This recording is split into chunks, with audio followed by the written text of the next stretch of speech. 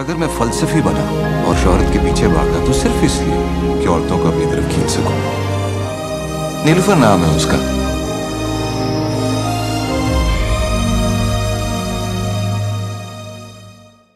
अपनी सास को समझा दे कि अगर इस घर में रहना है तो इंसानों की तरह रहे।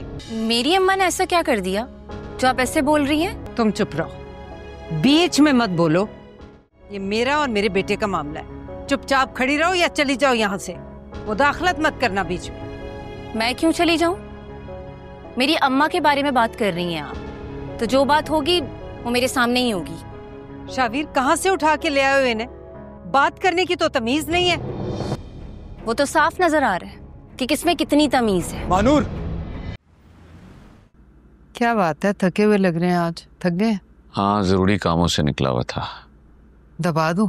नहीं नहीं, मेरी बात सुनो। मैंने एक दुकान देख ली है, छोटे से सेटअप से स्टार्ट लेना है। आप अल्लाह ने चाहा तो काम बढ़ जाएगा।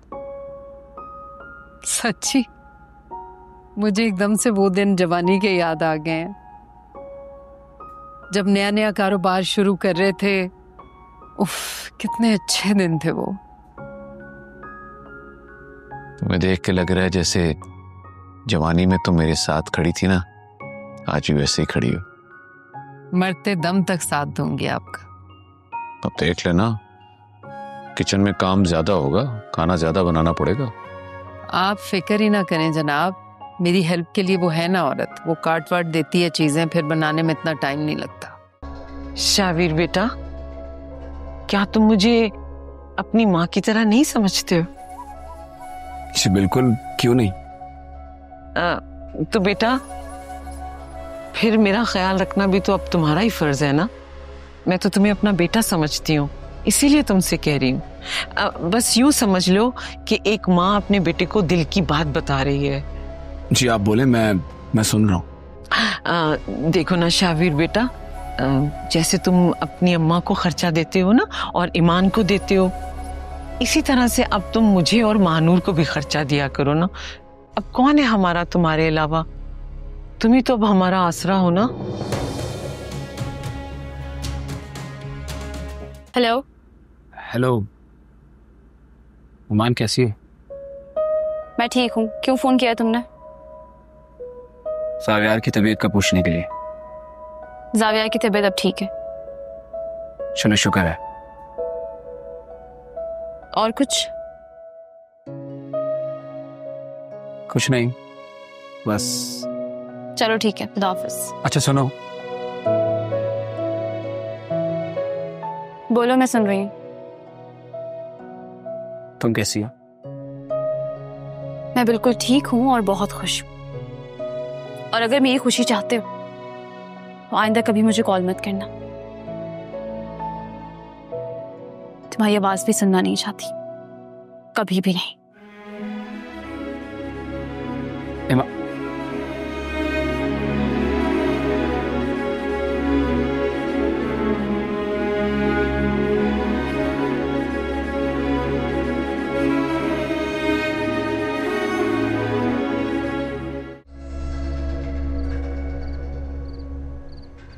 क्या मुसीबत है महक? इतनी रात को लेट तुमने मुझे फोन करके नीचे क्यों बुलाया?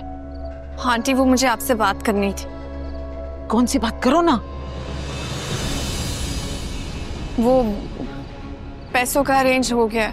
वाह, कितने पैसे? पूरे 10,000 रुपए हैं। आर्यन ने मुझे दिए थे, उन्होंने अपनी सैलरी से एडवांस लिया था।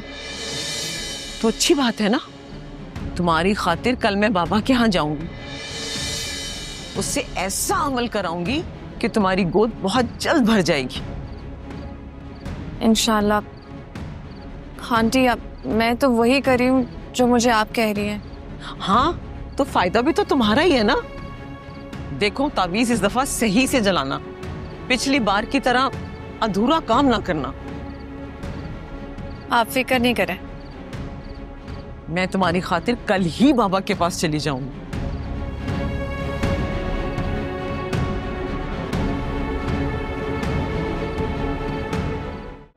अरे भाई, पानी क्यों नहीं आ रहा?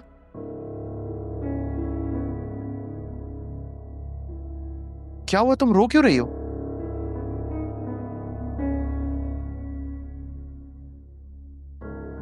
आर्यन, मुझे आपको बहुत जरूरी बात बतानी है। बोलो। अब्बू ठीक कह रहे थे उस दिन। किस दिन?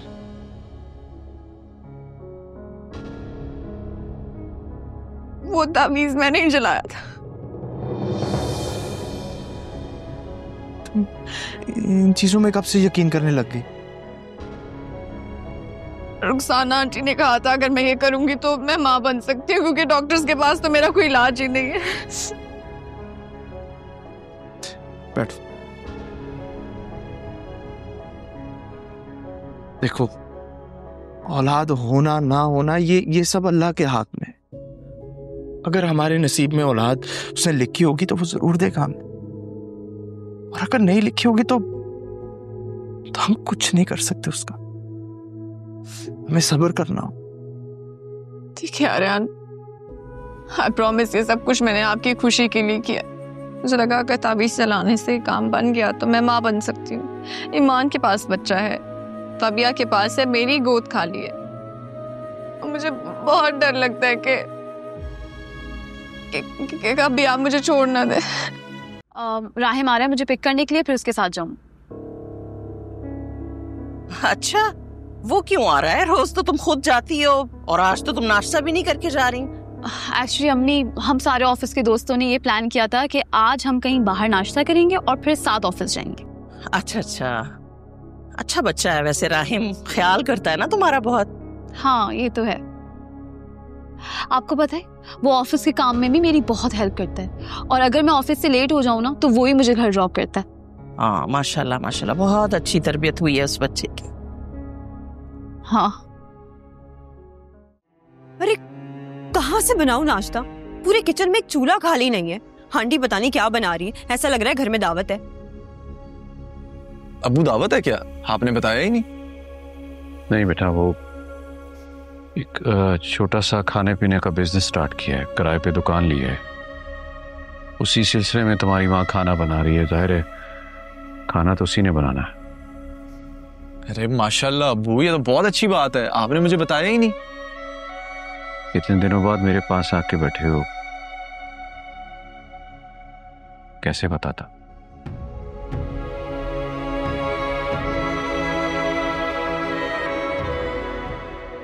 तुम्हें देर हो रही है तो मैं तुम्हारी माँ से कहता हूँ कि चूल्हा खाली कर दे ताकि तुम्हारा नाश्ता बन जाए।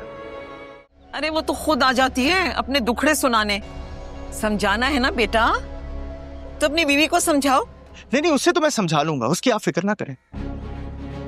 लेकिन आप अच्छी तरह समझ लें कि अगर आपने इस घर के अंदर रहना है ना तो अपने काम से काम रखें। दूसरों की जिंदगी में दखल देके उसे अजीरन बनाने की जरूरत नहीं है आपको।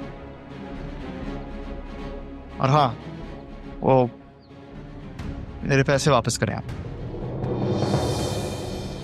हैं? पैसे? कौन से पैसे? मुझे ना सब पता है, समझिए आप। मैं उन्हीं पैसों की बात कर रहा हूं जो महक ने आपको दिए, मुझे वापस करें।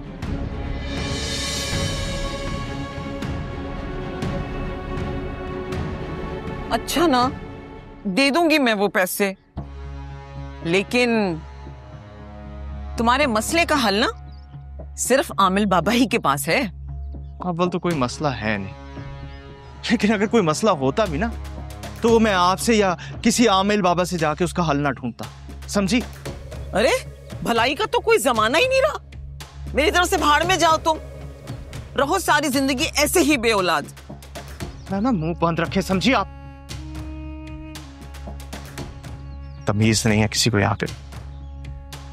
मुझे मेरे पैसे चाहिए। अरे तौबा, पैसे ले लेगा वापस? मैंने सोचा था हफ्ते भर का खर्चा निकल आएगा। अगर ये प्रोजेक्ट हमारी कंपनी को मिला तो हमारी कंपनी की पिछले 5 सालों की सबसे बड़ी कामयाबी होगी। सर आप बिल्कुल परेशान ना होएं, हमारी पूरी कोशिश होगी कि हम एक बहुत अच्छी प्रेजेंटेशन दें। ईमान, इस बार प्रेजेंटेशन आप तैयार करेंगी और आपकी प्रीवियस प्रोग्रेस को देखते हुए मैं आप पे ट्रस्ट कर रहा हूँ। ऑलराइट सर, मैं मैं अपना बेस्ट देने की कोशिश करूंगी। अगर इस प्रोजेक्ट का अप्रूवल आ गया तो कंपनी की तरफ से आपको गिफ्ट में गाड़ी दी जाएगी।